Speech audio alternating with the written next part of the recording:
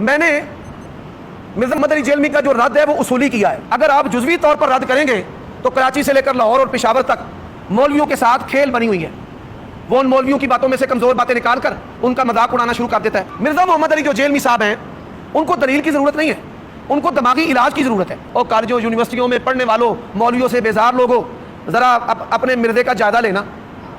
میں نے ایسی لگام ڈال دی اللہ کی توفیق سے, مرتے دم تک نہیں وہ نکل سکتا. اگر آپ حضرت علی کے دور میں ہوتے تو آپ خارجیوں میں ہوتے. 6 ماہ تک 10 لاکھ روپے کا چیلنج ہے. کسی امام محدث کی کتاب سے اپنا کوئی ایک چھوٹے سے چھوٹا پمفلٹ ثابت کر دو, 10 لاکھ روپے انعام دوں گا. 6 ماہ کے بعد میں آپ کو مبالغہ کی دعوت دوں گا. پھر میں کہوں گا کہ عمر صدیق اپنے بیوی بچے لے کر آتا ہے, تم بھی بیوی بچے لے کر آ جاؤ. اگر تیرا منہج سچا ہے اللہ مجھے تباہ کر دے, اور اگر تیرا منہج جھوٹا ہے اللہ تجھے تباہ کر دے. جہالت ہے, بد دماغی ہے, چرب لسانی ہے, منفی سوچ ہے, یہ 4 چیزوں کا مجموعہ مرزا محمد علی جیلمی صاحب ہے. یہ کیا ہے؟ یہ جھوٹا نہیں ہے, یہ تو چھوٹا سا لفظ ہے, یہ مذہبی دجال ہے. بخاری کا نام لیتا ہے, مسلم کا نام لیتا ہے. اچھا بخاری مسلم کا نام قادیانی نہیں لیتے. یہ کوئی امت کی خدمت نہیں ہے. بدتمیز بد دماغ لوگ پیدا کر رہے ہیں, صحابہ کرام کے بارے میں منفی سوچ فکر رکھنے والے پیدا کر رہے ہیں.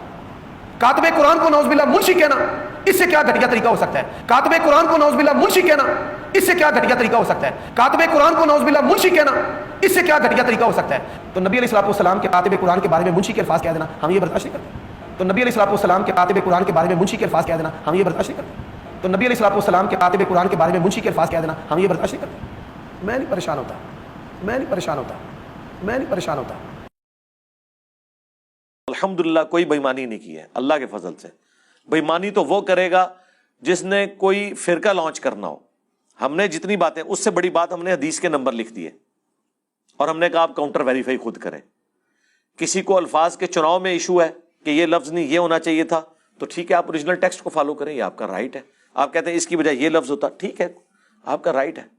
دیکھیں اہل حدیثوں نے خود ترجمہ کیا ہے مسلم شریف کا علامہ وحید الزمان نے, کہ حضرت ابو سفیان رضی اللہ تعالیٰ عنہ نے نبی الاسلام کو فتح مکہ پہ کہا کہ میرے بیٹے معاویہ کو اپنا منشی رکھ لیں. انہوں نے میرے خلاف کلپ بنایا کہ حضرت معاویہ کو منشی کہہ دیا. اندازہ کرو, وہ تواڈے ابے نے لکھی ہے, ترجمہ موجود ہے. وہ نہیں, اس کی بجائے آپ کو کہنا چاہیے تھا کاتب. یار منشی لفظ کوئی نوٹوریس ورڈ نہیں ہے. آج بھی منشی کی ایک بڑی ویلیو ہوتی ہے. سیٹ کے بعد منشی ہوتا ہے سب کچھ, وہ سارا ریٹن ریکارڈ رکھا ہوتا ہے. اس کو آپ نے نیگیٹو ورڈ کیسے شمار کر لیے جبکہ ترجمہ آپ نے خود کیا ہوا تھا. ہم نے دکھا بھی دیا, اپنے بزرگ کو رحمت اللہ علیہ کہہ رہے ہیں اور ہمیں گالی بنا کے, یہ گالی ہے بھی نہیں تھی, اور اگر دینی تھی تو اپنے بابے کو دو. بخاری مسلم میں ایک کاتب وہی ہے جو نبی علیہ السلام سے جس نے خود سورہ آل عمران پڑھی تھی اور آپ کی وہی لکھتا تھا, مرتد ہو گیا. آپ نے فرمایا کہ زمین اسے قبول نہیں کرے گی. لاش دفناتے تھے تو زمین باہر پھینک دیتی تھی. لوگ کہتے تھے کہ محمد کے اصحاب نے ایسا کیا ہے, اوپنلی دفنایا گیا, پھر لاش باہر آ گئی, پھر ان کو پتہ چل گیا یہ غیبی معجزہ ہے. ظاہر ہے جس نے نبی علیہ السلام کی نبوت کو چیلنج کیا تو اللہ تعالیٰ اس طرح تو نہیں بھی اس کو چھوڑے گا.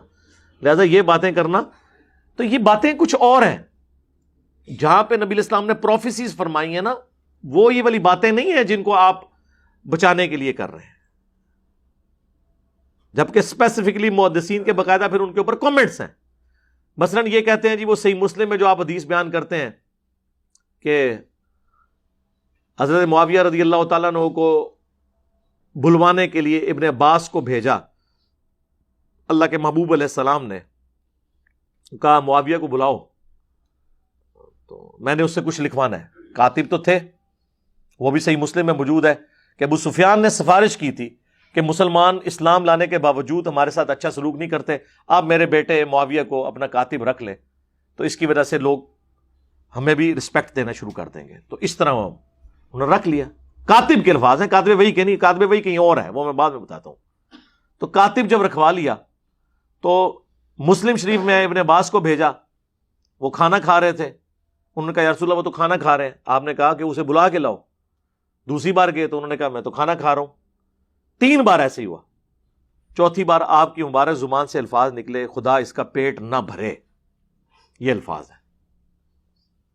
وہ کہتے ہیں نہیں جی مسلم شریف میں اوپر ایک حدیث ہے کہ نبی علیہ السلام نے کہا اے اللہ میں بھی ایک انسان ہوں, بعض اوقات میری زبان سے کسی کے لیے کوئی ایسے الفاظ نکل جاتے ہیں, اگر میں بدعا کسی کو دے دوں تو اسے دعا بنا دینا.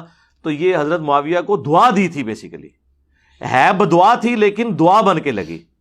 ہم کہتے ہیں وہ حدیث آپ ذرا غور سے پڑھیں. اس حدیث میں الفاظ ہیں کہ اے اللہ میں اگر کسی کے بارے میں ایسی بات کر دوں اور وہ اس کا اہل نہ ہو، ورنہ تو حضور کی ساری دی ہوئی بدوائیں دعائیں مان جائیں گی، پھر تو حضور کو بدوا دینی ہی نہیں چاہیے. پھکی والا جواب ہے. اگر وہ اہل نہ ہو تو اسے دعا بنا دینا، اور اگر اہل ہوگا تو بدعا لگے گی. تو ہم محدثین سے پوچھ لیتے ہیں کہ یہ کیا تھا. اگر یہ کہتے ہیں نا کہ دعا بن گئی تھی تو ہم پھر بتاتے ہیں دعا کیسے بنتی ہے. اگر یہ دعا ہے نا تو صحیح بخاری میں موجود ہے، انس ابن مالک کہتے ہیں مجھے نبی علیہ السلام نے دعا دی تھی کہ تیری اولاد کثرت سے ہو، میں 100 سے زیادہ اپنی اولاد میں سے لوگ دفن کر چکا ہوں، 120 سال کی عمر میں فوت ہوئے آلموسٹ. تو یہ دعا نظر آ گئی نا کثرت اولاد کی. تو اتنی کثرت سے ہوئی کہ 100 زیادہ دفنائے ہیں، تو اور بچے کتنے ہوں گے، جبکہ چھوٹی عمر میں شادیاں ہو جاتی تھی اس وقت، اور ایک سے زیادہ لوگ شادیاں عرب کے کلچر میں کرتے تھے. تو دعا نظر آئی نا. اب یہاں پہ اس دعا کی اگر یہ دعا بنی ہے نا، پھر یہ ہوگا کہ حضرت معاویہ رضی اللہ تعالیٰ عنہ ایک لقمے لگاتے تھے تو ان کا پیٹ بھر جاتا تھا. یہی ہونی چاہیے نا. یہ خدا اس کا پیٹ نہ بھرے، اس کا الٹ کیا ہوگا کہ تھوڑا سا بھی کھا لے تو اس کا پیٹ بھر جائے. یہی ہونا چاہیے نا. یہ دعا تو پھر اس سے بنے گی، ریورس بنتی ہے نا. کسی کا کھانے کے باوجود پیٹ نہ بھرنا، یہ تو بدعا ہی ہوگی نا. وہ ریورس ہوتا ہے اس کا. دعا بن گئی تو پھر تو یہ ہوگا کہ وہ تھوڑا سا کھاتے تھے ان کا پیٹ بھر جاتا تھا. تو جناب آپ کتاب الاوائل کھول لیں، امام ابن ابی عاصم کی کتاب. یہ پہلے 300 سال میں مسلمانوں کے بڑے محدثین میں سے ہیں، اہل سنت کے ائمہ میں سے ہیں. انہوں نے باقاعدہ وہ ساری روایتیں جمع کی ہیں کہ کتاب الاوائل کہ جو کام پہلی دفعہ ہوئے اس میں انہوں نے یہ بات بھی نقل کی کہ اس امت میں سب سے پہلے جس نے بیٹھ کے خطبہ شروع کیا وہ حضرت معاویہ رضی اللہ تعالیٰ عنہ تھے، کیونکہ ان کا پیٹ بھر چکا تھا چربی کی وجہ سے. اور یہ روایت المصنف ابن ابی شیبہ میں بھی موجود ہے. تو پریکٹیکلی ان کا پیٹ بڑا ہو گیا تھا، وہ کھڑے ہو کے خطبہ نہیں دے سکتے تھے. کھڑے ہو کے خطبہ دینا سنت ہے جمعے کا، ان کو بیٹھ کے ممبر پہ خطبہ دینا پڑتا تھا. تو آپ کیا سمجھتے ہیں یہ دعا اسی طریقے سے لگی ہوئی ہے؟ اور پھر یہی حدیث دلائل النبوہ میں ہے، امام بیہقی کی کتاب میں. امام بیہقی نے ایک کتاب لکھی ہے 3500 احادیث پہ مشتمل، دلائل النبوہ.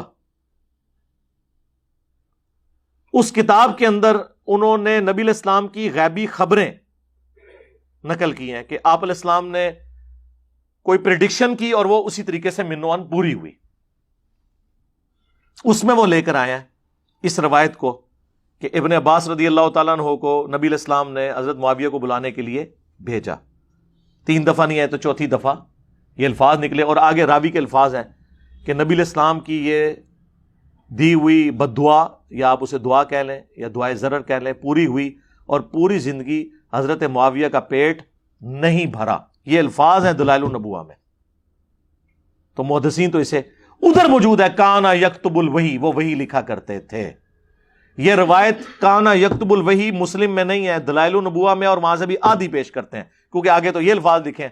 تو میں نے تو کربلا والے ریسرچ پیپر میں ساری روایتیں ڈالی ہوئی ہیں. تو یہ بیان کریں پھر پوری روایت آگے کیا لکھا ہوا ہے کہ پوری زندگی ان کا پیٹ نہیں بھرا. تو وہ اسی طریقے سے اسے پھر ہم پوچھتے ہیں دلائل النبوہ میں کیا کر رہی ہے یہ حدیث؟ کوئی خبر اس میں سے نکلتی ہے نا، تو یہی خبر نکلی اور کیا نکلی ہے. تو خدا کے لیے اللہ سے ڈر جائیں، جو بات جس طریقے سے ہے اس کو اسی طریقے سے قبول کریں. خام خواہ اس طرح سے آپ کسی کو ڈیفینڈ کرنے کی کوشش کریں گے تو اس کا پھر رزلٹ کوئی نہیں نکلنا، سوائے اس کے کہ مسلمانوں میں انتشار پیدا ہوگا، اپنی کتابوں سے ان کا اعتماد اٹھ جائے گا. اور آپ اس طرح کی یعنی سوالات کر کے کہ جی وہ نبی علیہ السلام کو آپ ایک بندے کو بچانے کے لیے. اور مفتی احمد یار خان نعیمی صاحب جو گجرات میں بریلویوں کے بہت بڑے مفتی تھے، انہوں نے باقاعدہ ایک کتاب لکھی امیر معاویہ رضی اللہ تعالیٰ عنہ. اس میں انہوں نے پوری کوشش کی نا، ان کی اس طرح کی حدیثیں، وہ تو اس چیز کے ماسٹر ہیں. جال حق میں آپ دیکھ لیں انہوں نے عقیدوں میں کس طریقے سے کان لا کے یہاں تک پکڑے ہوئے ہیں.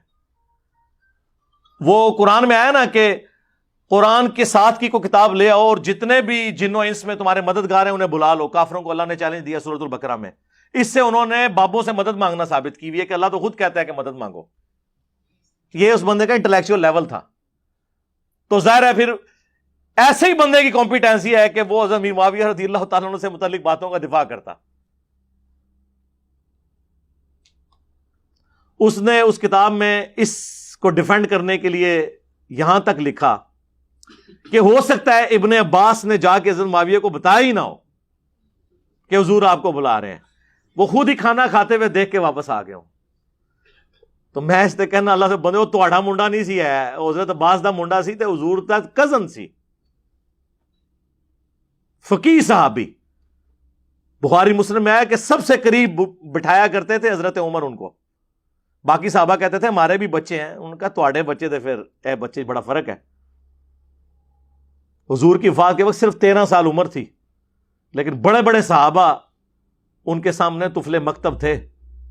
ظاہر ہے دعا تھی کہ اللہ ابن عباس کو قرآن کا علم عطا فرما. صحیح بخاری میں نبی علیہ السلام کی قرآن کے علم کے بارے میں ان کے لیے دعا ہے. تو اس نے کہہ دیا ابن عباس نے, تو اس کا تو مطلب یہ ہے کہ نبی علیہ السلام نعوذ باللہ بغیر تحقیق کے ہی ابن عباس کی بات پہ اعتبار کر کے تو حضرت معاویہ کے بارے میں یہ بات کر دی. یہ تو بات رسول اللہ کے تک چلی جائے گی. تو انہوں نے ایک بندے کو بچانے کے پیچھے یہ کرنا شروع کر دیا. ہمیں کوئی شوق نہیں یقین کریں یہ باتیں کرنے کا, لیکن چونکہ ہماری پوری ڈاکٹرن ختم ہو جاتی ہے اس حوالے سے کہ ہم تو قرآن و سنت کو حجت مانتے ہیں. اب یہ تو نہیں قرآن و سنت میں ہم نے وہی حجت ماننا ہے جو کسی ایک فرقے کو سپورٹ کر رہا ہے. سب کچھ ٹوٹیلٹی میں دین کو لے کے چلنا ہے. صلو علی محمد و آل محمد, اللہم صلی علی محمد و علی آل محمد و اصحاب محمد اجمعین الی یوم الدین, آمین.